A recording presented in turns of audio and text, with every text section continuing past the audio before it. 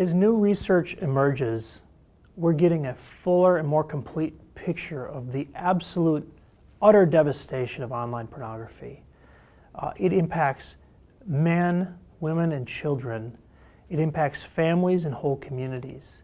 Believe me when I say that the last thing you want to do when claiming the supposed negative impact of pornography is look at recent research. You see, most of the correlative stuff which was then utilised to claim causation developed between the late 70s and early 90s. More recent analysis on the topic, however, has found a negative correlation or no correlation between porn usage and sexual violence in society.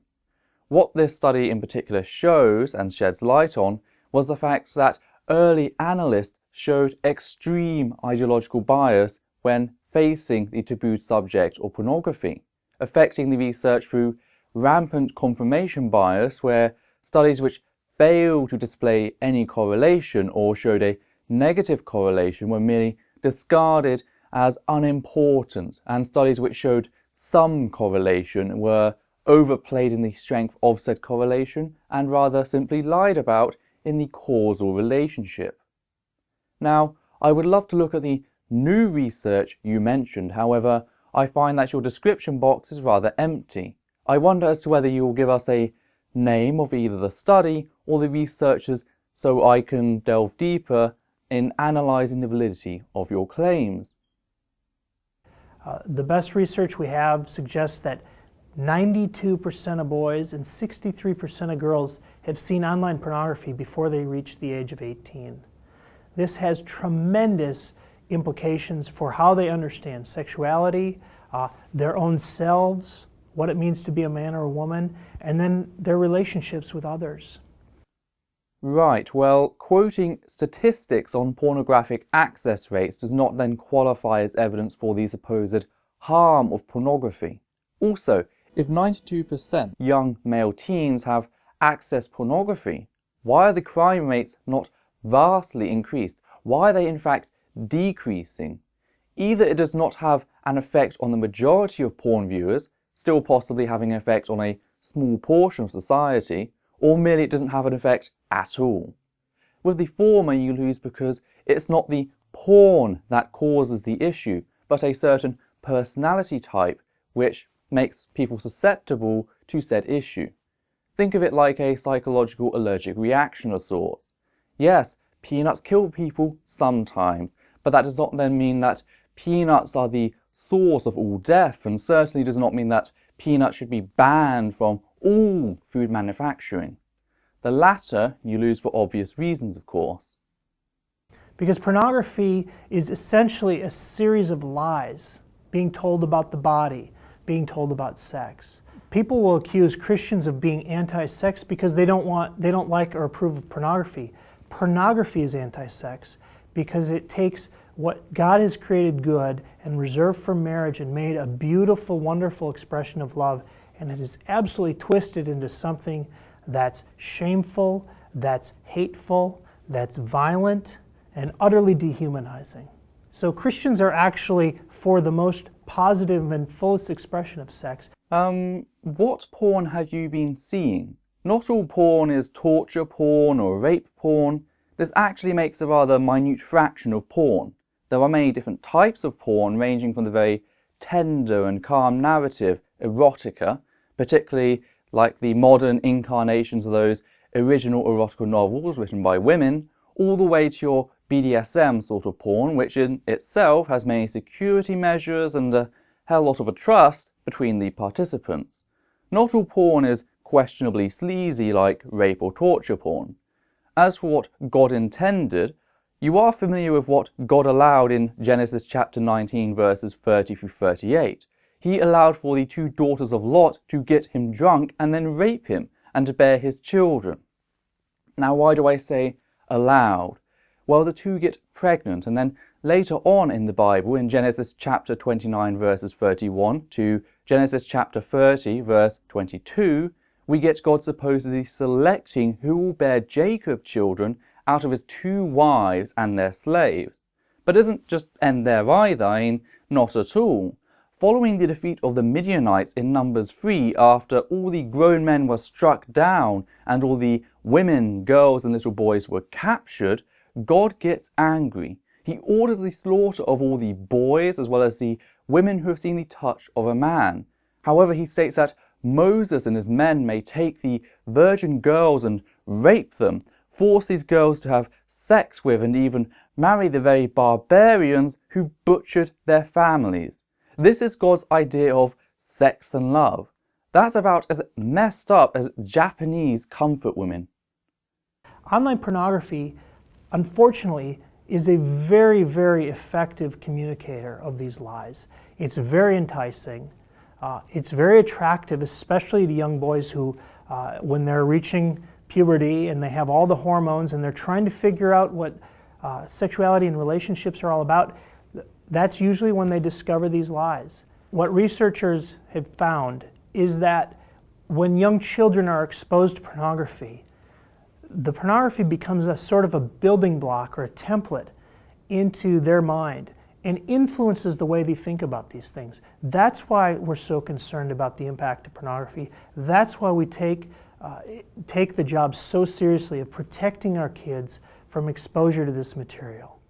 Even if that were the case, which is a fact not scientifically justified to my knowledge, the solution is simple: comprehensive sex education in schools early on.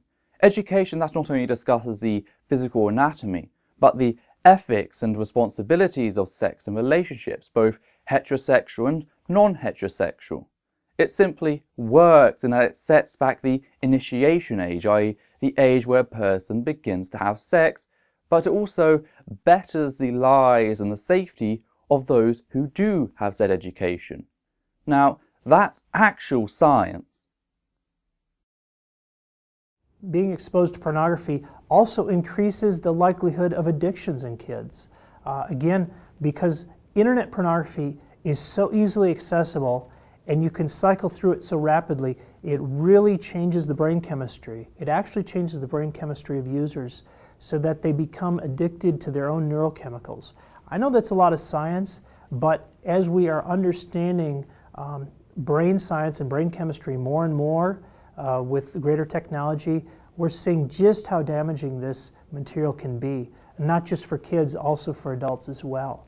But of course, you give no citations for your claim here, so no, it doesn't seem like a load of science. Rather, it seems just to be merely a load of purely asserted bollocks. Now, does pornographic addiction exist? Yes, just the same as addiction can exist for nearly anything from food to driving fast. How is this tackled? Well, we rely on professional psychiatrists, not theological ignorants, to ensure that the person's addiction is tackled in a safe and ethical fashion. If you believe that someone in your responsibility or someone you care for has an addiction, do the compassionate thing and talk to them about it, and if needed, try to get them further support for the issue. Don't then set out on a logically absent moral crusade to ban whatever they became addicted to, as it's not teaching a person the tools required to take control of their own life. I mean, could you imagine if a group of New Agers who believed we could all live off sunlight tried to ban solid foods under the basis that they can be addictive? They'd be laughed out. See, tackling lower risk addiction like food, sex and pornographic material is not done by banning said things, but rather ensuring that the few people who do become addicted have access to the support they require. To change my mind, you'd have to display a pretty high addiction rate and self-destruction rate around porn, like that of, say, Class A drugs such as cocaine. Another problem with pornography is it leads children to believe that bizarre sexual practices like bondage or bestiality, all of these things are actually more common. They're more frequently practiced by the general population, so they're more likely to do them too. How are bondage and bestiality equatable? One is the sexual act between two consenting adults, one of which I may say is one of the most intimate achievements in how you may place your entire trust in a partner to listen to you and feel whether or not they are going too far. The other is animal rape, quite simply, and the production of said material is illegal in most developed nations for said reason. But going back to bondage, reducing the stigma helps. Why? Communities begin to form. Now, these digital communities typically share and discuss information on how to best achieve intended results in a safe and controlled fashion. One such key piece of information are safe words. I have a safe word which I share with my partners. It's actually Aldershot. I'm not joking.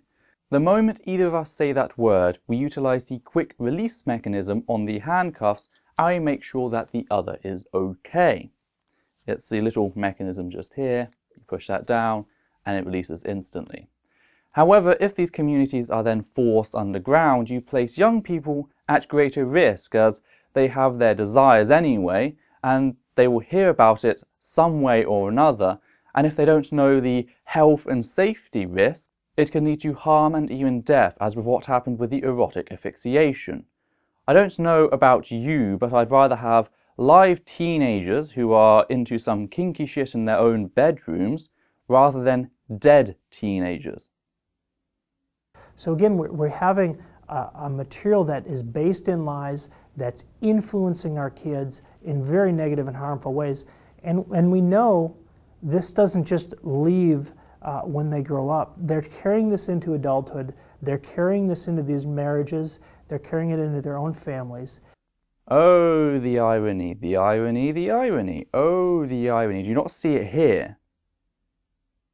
And because it's so addictive, because it's so hard to let go of, we're finding a whole generation of boys is basically having pornography normalized for them, and they think this is the way life should be. And it's a really difficult thing for parents to consider, but this is actually what's happening with our youth today, that they're so influenced by pornography that now girls feel like they have to act a certain way in order to get a boy's attention or in order to keep a boyfriend. Now, I shouldn't have to spell that out, just how incredibly disheartening and sad that is, that we would treat young women that way. Please spare us. A Christian has no moral high ground when it comes to the treatment of women. Also, have you never heard of female-directed porn or female-directed erotica? Sure, it's rare, but it does exist, and there is room for growth in that field.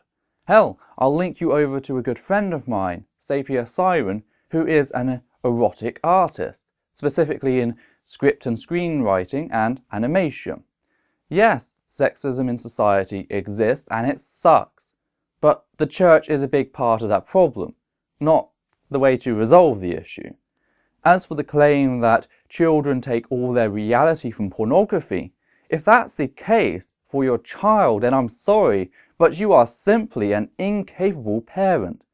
Get over your anxiety, sit down with your child and discuss it with them.